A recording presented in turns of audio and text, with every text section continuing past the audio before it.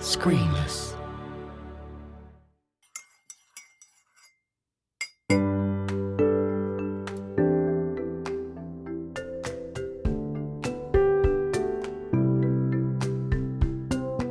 Lindsey Adams, animation producer and director, founder of Daily Madness Productions, watcher of an inordinate amount of television. Welcome to Creative Cuppa. Thank you for having me. I'm very excited. Yeah, I saw that about your TV watching on your website, the Daily Madness website. It also says there that you have known since you were a little girl that you wanted to work in animation, and you've pretty much been on a mission ever since. What was it that drew you to animation in the first place? I think, or at least my earliest memory of it was, we moved house when I was about 3 or 4, and my parents were doing up the house and they had all of these rolls of backing paper that you put for wallpaper on, because it was the 80s, of course, everything was wallpaper. And I remember there was just loads of them left, and my dad picked up a pen one day and he started drawing My Little Ponies on all of the wallpaper. And it was the first time I realised that the thing on TV could actually be in front of me. I'd never really seen anything reflected quite like that, and it just became a bit of an obsession. So I started drawing little comic strips, and I started continuously, anything I saw on TV, I kept trying to replicate, like kind of in-house on any bit of paper, and also the walls, which I'm sure my parents didn't appreciate, that I could. And I just became obsessed with these drawings that you could kind of bring to life on TV, and it genuinely was from one of my earliest memories that Wow. I just became obsessed with animation. So that's kind of where it started. So what kind of shows were you watching? Oh, everything honestly, when I say I watch too much TV, I watch too much TV. So I was watching My Little Pony and the Turtles and Care Bears and Thundercats and Transformers and absolutely anything that would come on TV. I would just be obsessed and sit down from the second I came back from school until I got sent to bed. And the second I'd wake up in the morning, I'd run down to the TV as well. It was just an absolute obsession. It must have drove my parents mental. Was that reflected in school? Were you just art obsessed? Yeah, only drawing. It was the only way that, wow. I mean, when I got to secondary school, one of the things that really surprised me all the way through primary school, which obviously in the UK is at like 11, everyone was very, very happy for me to draw all the time in every single lesson. And then when I got to secondary school, it was all of a sudden no longer appropriate. I had to learn a different career path. I had to be a different thing when I grew up. That's interesting. So I loved learning. I just love learning generally. So I loved math and science and English and everything, but it could only really get me kind of to that tunnel vision obsessive level when I would go to art class or graphics or anything where I could draw things. It's funny you should mention maths and science actually, because Izzy Burton, who was a guest, she mentioned about the pleasure she has in creating a spreadsheet, and you mentioned that as well. Oh, did she? That's so funny. Yeah, I do. I don't know if it's something to do with animation, but whether it's a presentation thing or a maths thing. I wonder, actually. I don't know. I do love spreadsheets. I really do. And I know I say that with such joy because I really, really do. And it is just one of the best ways to win me over is to show me a really good spreadsheet. It would be interesting to know if any of our listeners in animation are also into spreadsheets. I would judge you if you're not. This bizarre link. I quite like a spreadsheet, but maybe not as much. Maybe not as much, yeah. It becomes such a, and to the point where if I get really, really stressed at work, I will just take myself out for like an hour and start building a spreadsheet from scratch. I'll just start a new budget or I'll do a new schedule. It's like your fidget spinner. Yeah, it's like my mindfulness technique. It's just a way to calm me back down and make me feel quite in control again. And It's a really good mind map tool for me, I guess. Yes, I get that. And also now I don't need to know any math because it will just do it all for me, which is great. But yeah, no, I do love a spreadsheet. Fantastic. Fast forward, you've founded the Daily Madness Productions with that very simple mission of creating exceptional animation for the 6 to 10 age group. How did all that get started? Well, I mean, I always obviously been obsessed with animation from a child. I assumed that the second I would turn 18, I would be discovered by Disney and I would move to LA and just work there as one of their concept artists. And of course, that didn't really happen. I guess at some point during my 20s, it just became really clear to me that, you know, I was going to learn as much as I could and then I was just going to do the stuff that I loved anyway. And working for other companies has been brilliant. It's been one of the best experiences of my life, obviously, and you learn a lot from everybody. But there is a point where you want to be able to drive content and drive stories that really mean something to you and have a little bit more control over what you're doing. So it was just a weird kind of combination of things that happened in 2015 where I just kind of felt, you know what, this is probably the right time to do it. So I decided just to launch the company, immediately realizing I don't know what I'm doing, and actually this is more work than you would think.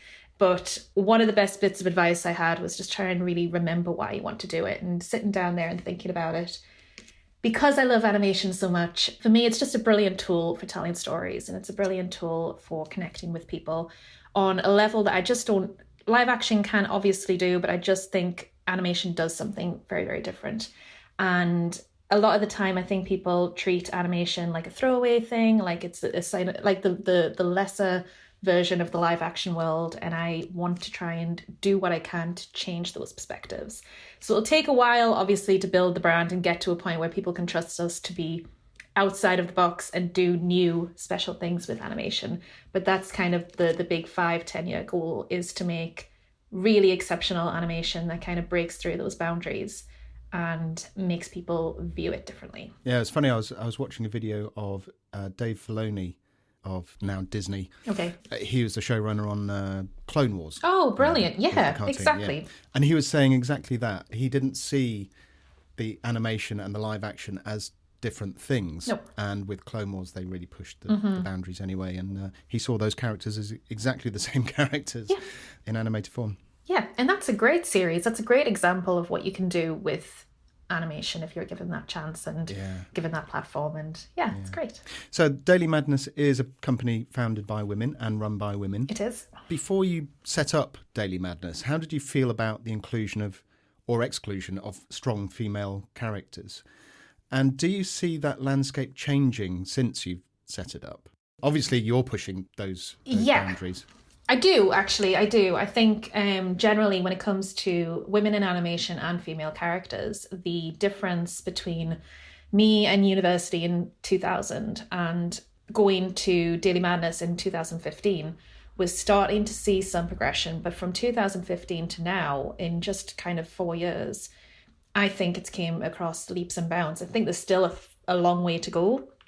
And if we ever do get to go to pubs again, you will still catch me on a Friday night having a rant about female characters on screen, because I think it is continuously, there's just so much that needs to be done to become equal in that way. But I do see improvement.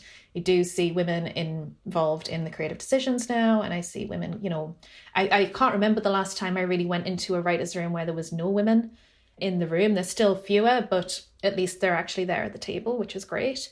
And the stories and the content are starting to see female showrunners and female creators to come through. There's still probably only about 20% at best when I go to these events, but still 20% more than it was when I started. Well, I was going to say, it feels like an improvement. Yes, 20%. I think so. I mean, it's still ages to go. Still a long way to go.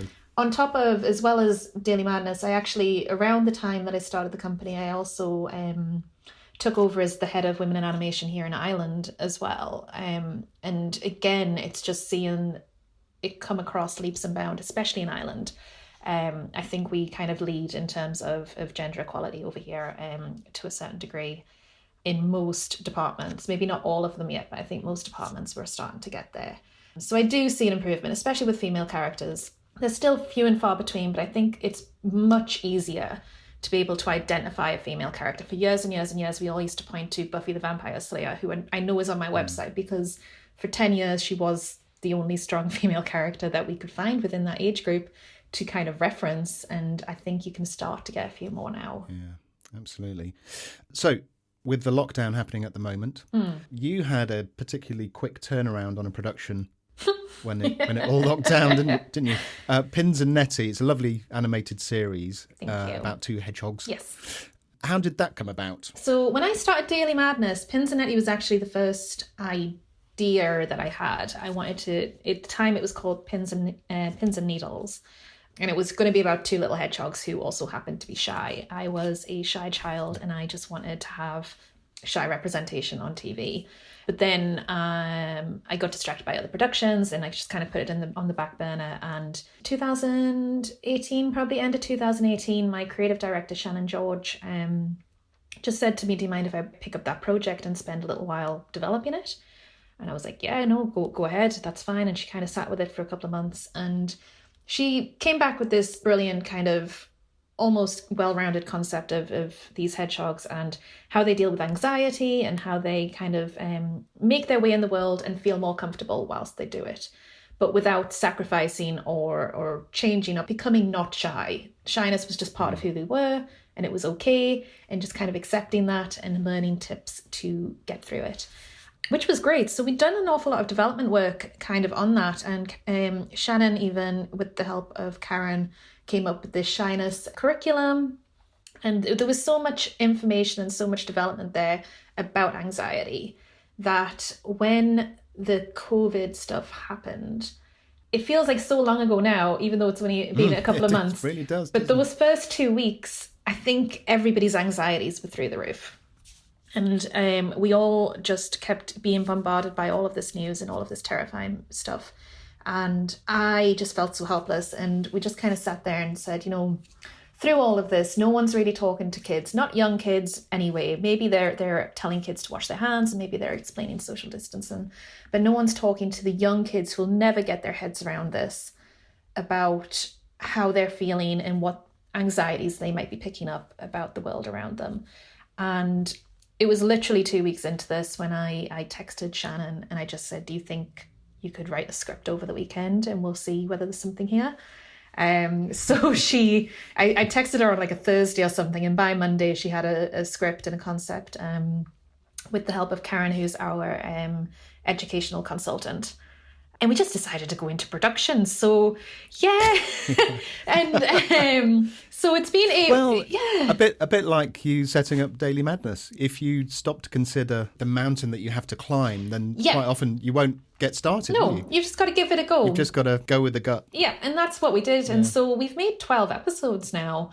We're just pulling together the last animatic at the moment, and we're putting up one every Friday as part of kind of our contribution, now a little love letter to people who are experiencing lockdown and trying to really connect to them on their level and just let them know they're not alone. So it's very much about Pins and Nettie at home. Lovely.